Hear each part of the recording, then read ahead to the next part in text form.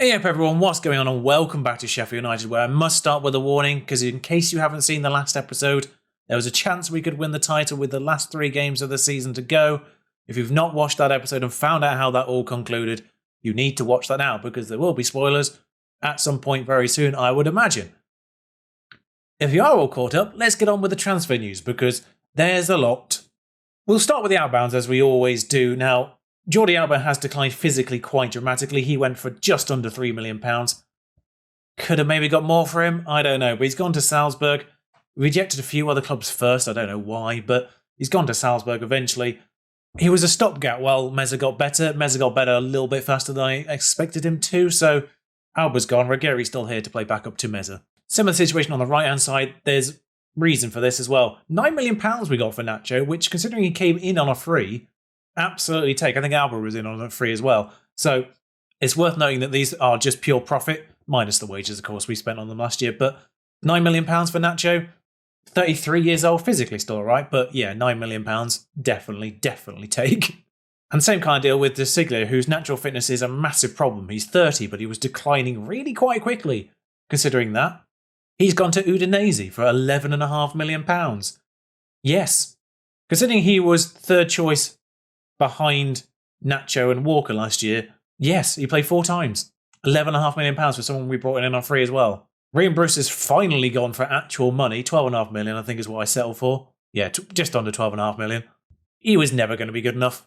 Same kind of situation for Francisco Gonzalez, who we brought in early on, didn't get a work permit immediately. He was loaned out, never really maxed out what I thought he would be. £14.5 million, I think this deal was. Again, good money. I think he might have actually been a free. He was. And another South American free agent was Manuel Ugarte, who never really played for us because his work permit took the longest for some reason. Again, not really good enough. We don't really play the defensive midfield role. He could go slightly further forward, but we got decent money for him from Villarreal, £16 million. And then last but not least, Roberto Gagliardini has left as well. Brought in season 1 for a cut price from Inter Milan. I look at his attributes now and they don't really match that current ability star rating situation here. I feel like he might be one of those players that is under star rated. Maybe there's hidden stuff behind lack of consistency, I can see in his report, but yeah, maybe he's hindered by something in the background because those attributes are really quite good. And I slightly regret it now, but not when you see how much we got for him. £25.5 million for a player that we bought for just over 8, did significant numbers for us in the first 2 seasons, got usurped in season 3, moved him on for £25.5 million. Can't argue with it. Sorry, that wasn't last but not least because there was people that we sold before the season ticked over. Helander, £2 million, there or thereabouts. He'd gone down the pecking order. And Sergio Gomez, who I kind of forgot about because he was a release clause situation. £34.5 million was his release clause and Arsenal triggered it, irritatingly. He's the one that I probably would have liked to have kept. £35.5 million player that we brought in on a free because Dortmund released him. Yeah, he was quite good. Although now looking at him, his physicals are a little bit lacking on that right-hand side, apart from agility and just the acceleration. But yeah, his physicals aren't particularly great. And I'm not sure he actually ever massively performed too well. About a 7 both seasons, but the numbers aren't great. 4 assists, 1 goal, 20 games. It's worth noting that I sort of allowed this one to happen because there was a free agent coming in that could do his role. And that free agent was Dani Ceballos because he's well-rounded. And he was a free agent. You can see he's valued at £35.5 million immediately. So we have basically made £35.5 million and then immediately brought in someone who is worth exactly the same for nothing.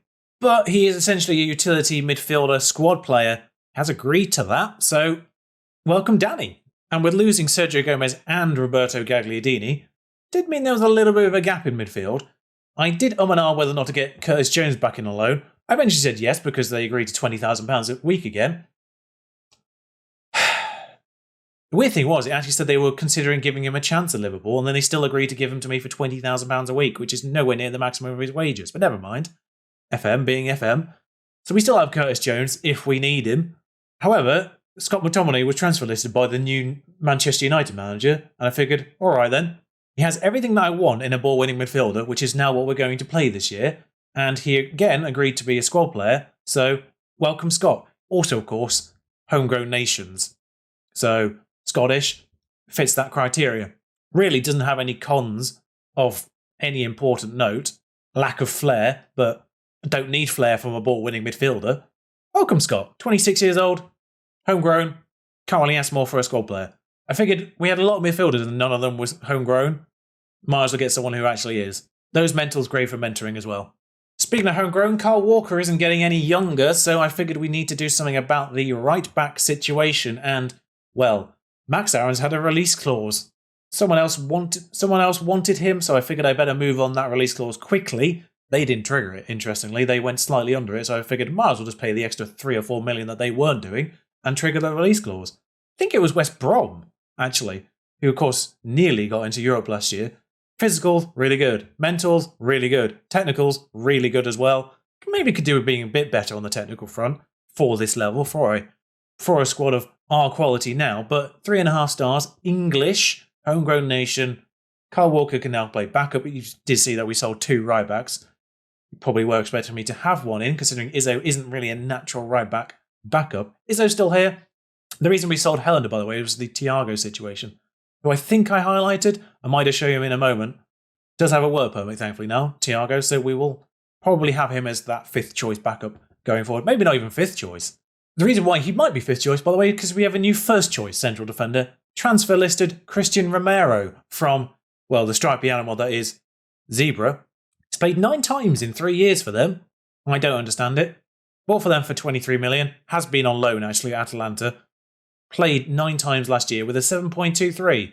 So naturally, they transfer listed him. And we bought him. £120,000 a week for 16, 17, 16 in the defensive attributes. 13 passing is good. 16 strength is great. Aggression is 16. That's a nice level of aggression for a defender. Bravery is great. Composure is great. There's really no bad link in him, if I'm completely honest. Can't do a long throw, but that's what fullbacks are for, not central defenders. His flair is a little lacking. He's a centre-back. Who cares? His vision's even decent. His technique's even decent. I can't see a bad part of him. He's 185 centimetres tall, which I think is 6 foot, maybe just a bit above. Jumping reach is great. Heading's great. Marking's great. I don't know what to say. He's really, really good. He's 25 as well. Valued at 45 million. Bought for 27.5. I did say that maybe the central defence could be improved a little upon. This is that improvement.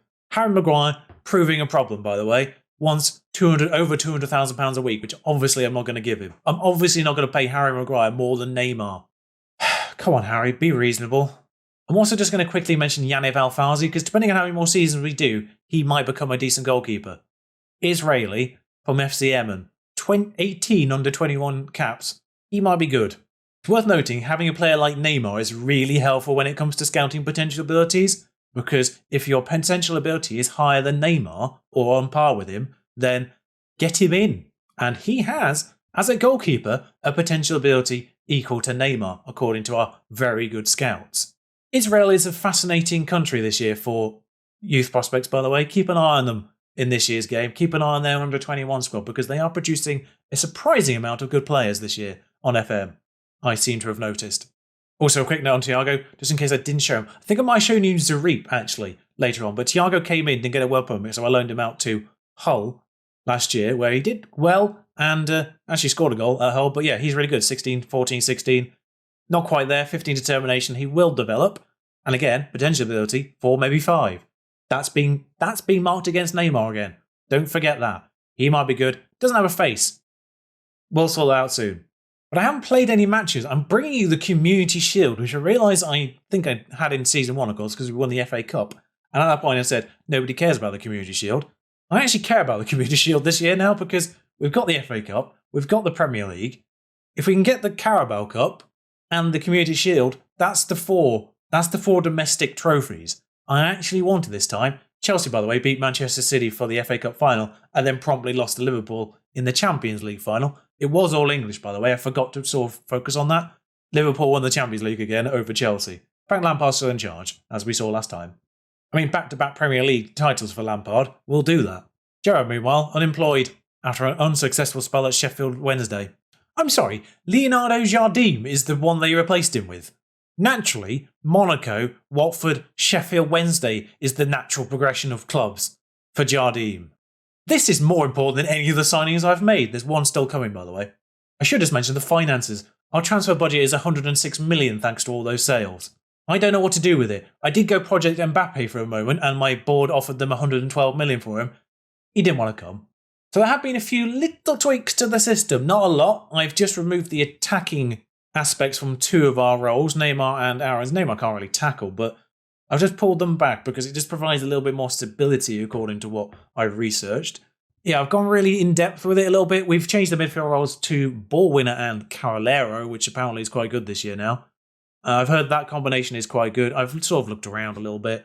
Also maybe used Rate My Tactic briefly. But just to see if anything could be improved. It wasn't bad. I don't think it was necessarily problematic because we did win a title, of course. Renier isn't actually the first choice on that right-hand side. Interestingly, choosing Curtis Jones, who is right-footed. Marcus Edwards is annoyed, by the way, because I won't give him a new contract, which I did offer him one. He just wanted way too much. He has 2 more years on his contract. I offered him about 70, I think. He wanted over 100. So, naturally, I'm not giving him that until he starts performing better. Distinctly average so far for Marcus Edwards. So he's being a bit moody at the moment. I might actually start Renier. Because the thing with Gallardo is he doesn't have much potential. Renier does still have a bit more in him, apparently, even though he is regarded as a championship player. Maybe Gallardo then. Because Gallardo's already maxed out is the problem. But generally been better without being fantastic. Maybe even Jota, of course. Either-footed Jota. Actually, that's probably the play, Jota. So our lineup will be Xhaka in goal as always. Interestingly, Jacob Rinn is now 2nd. Kyle Walker is 4th. It amuses me no end that Kyle Walker is actually on the goalkeeper list. I know why, but it's still amusing. Aaron's a right back. Fofana, Romero, Meza at left back. I've done that backwards for some reason. Brozovic and Burge, Neymar, Palacios and Jota with Cavalo up front, who I'm expecting more from this year. Come on, Dominic. The bench, a little bit changed. Walker, Ruggieri, McTominay, Madison, Ceballos, Renier and Esposito. Maybe actually Cardo on the bench rather than Renier. Badiashile relegated to not being anywhere at all near it. Radovanovic, unlucky maybe not to make the bench. Radovanovic is 195 centimetres of Serbian attacking threat. Finishing is a bit lacking, but only going to get better is Radovanovic. Rated at 2.5 star, and of course, I think the fact we've loaned him out ruins his homegrownness potential in the future, but there is someone in this squad who will get it at the end of the year, and I forget who it is. Meza will become homegrown at the end of the year. People want Aaron Ramsdale, but they want him for stupid little amounts of money, so he's not going anywhere for now. Romero makes his debut here. There is one situation that I am thinking of doing. Now, they've got a few new players, but largely quite similar. De Jong's in there, Ongrene's in there, Eric Garcia they acquired on a free at the end of the first year because he always wants to leave. I think we've highlighted a few of these before. I'm not sure if any of these are new for this year. Anana replaced an outbound Mendy who got upset at one point. Hakimi at right back. I think Hakimi might be brand new for this year. I'm not fully certain. I think they had De Jong last year. My decision to drop Curtis Jones has caused a bit of a stir. Why have you left him out? Because he is very much backup. What do you mean drop as well? We haven't played a game this year yet. How can I drop a player who hasn't started yet? Intriguingly on the season preview, De Jong's in the best 11, the Media Dream 11, as a defender. Also curiously, it didn't say that Max Aarons was making his debut, even though he is. It only highlighted Romero making his debut. Of course, we have Ceballos and McTominay on the bench if they want to come on. That'll be their debuts too. Garcia we appear to have broken. I was hoping for a thrilling Community Shield match here, but nope. We might generally get to half-time without a highlight. What a thrill ride! It says show me something else in the second half because I literally haven't seen anything in the first, because I will say that. I'm far from pleased with what I just saw from this team, i.e. nothing. I won't be like super angry. Just point the finger, get them all motivated for the second half in theory, and hopefully we'll actually see something. Because so far, nothing. Neymar's really tired, and I don't know why. Burge has been injured again. Something's happening, at least. There is a highlight. Ziyech has had a shot. That was it, actually. For a second there, it looked like it might have been one of those ones where he throws it out and it continues. But no, there's a corner now, which we've gone close with. So Burge is injured, which is fine because McTominay can come on there. And Neymar's a situation where I need to bring Jota over, so I need to go into this version. Personally, they want to put Madison on there rather than Gallardo. Don't think that's how that works, to be honest. Madison, I'm pretty certain, is right-footed. I don't know why Neymar's really tired. I don't know. There's been nothing of that kind of sort. The only person who's done anything international in this window is Thiago, who's in part of some kind of under 21 situation. Obviously, he's not in the squad, so not a problem. Burge has just tackled that player. We're not really seeing much here, lads. Can we do something? Come on, lads. Palacios is now really tired, so Madison will come on there. which is why I held back. I mean, if we're genuinely only going to see 2 highlights in this entire game, will it go straight to penalties or extra time? I'm not certain. No, just go straight to penalties. Fine, fair enough. What a thrilling first game. Maddison is our best penalty taker. Did I take any good penalty takers off? I don't know if I did. Problem with Calvert-Lewin is his penalty taking is rubbish. I don't know why, as a striker, his penalty taking is that bad. Well, I think I took Neymar off. Neymar off was a problem. You know what? This order, I don't even know why I'm putting them in. It will just automatically put them in this order if I don't do anything. So, but yeah, pick your spot. Don't change your mind. So it is Xhaka versus Onana in those goalposts. Mount up first for them. Frank Lampard's child, essentially. Maddison steps up. 2 English players stepping up first, and Maddison... Ah, yes, the trend of our best penalty taker will always miss. Why is that a thing in FM? Your best penalty taker will always miss? Doesn't matter where you put them in the order, they will always miss. It's so weird. I've just remembered the first Community Shield was against Chelsea as well, because they'd... What the hell? Because they'd won the Premier League. So we're now facing off against them again, but in reverse situations. Us being title winners, them being FA Cup winners. Thankfully, De Jong just completely puts it wide. Xhaka went the right way, so he might have saved it if it had been on target. Gallardo now to salvage this does. I think he actually was our second best penalty taker. He just got put out of order when I put them in. Ziyech, please mess it up. He does not. I am weirdly invested in this Community Shield. I would like to get all 4. I will go for the Carabao Cup this year as well as the Champions League. I mean, that all wraps up by February, so it's not really something that's necessarily bad to commit to. Brozovic puts it away. Like, the semi-finals for the Carabao Cup are in January, and the Champions League doesn't resume till February, I don't think. So, provided we get through the group stages of the Champions League, they don't really interfere with each other too much. So I will go for the Carabao Cup, just so we get the trifecta of domestic cups at the very least. The Community Shield will be nice to add to that. Pulisic wins it for them. We don't even get to Calvert-Lewin. Well, that's irritating. You may have seen from our schedule as well, I think I showed the schedule earlier, but you may have seen from the schedule that the first Premier League match is against Chelsea as well. Now, in terms of where I'll bring you back, I don't really need to show you the schedule is because I don't know where it is yet or who it will be. But ideally, if the first Champions League game is a big draw, that's where we'll bring you back. It will be after the completion of the transfer window. I figured with the amount of transfers there's been, particularly outbound, I'd split them up. That's why we're doing the Community Shield. Their goalkeeper is the one who's done the cartwheel. I love the cartwheel. I don't understand the cartwheel, but I love the cartwheel. But it was Onana that did it for them, and that's even funnier. Our defensive line did really well, actually. Xhaka, Brozovic on a 7.2, which is, I feel like, is one of his highest ratings ever. No one really played badly apart from Neymar, apparently. I wouldn't have taken him off if he wasn't also knackered. But yeah, I will see you again soon. It will likely be one of the Champions League games. It will be the first one if it's a big team, maybe the second one if it's a big team, depending on how they get drawn this time round. We are going in as Premier League winners, so we will have first seeding, but I will bring you back once the transfer window has entirely closed and therefore get you caught up to speed with the remaining transfers and bring you that first Champions League match, in theory. Until then, thank you for watching. Ta-ra.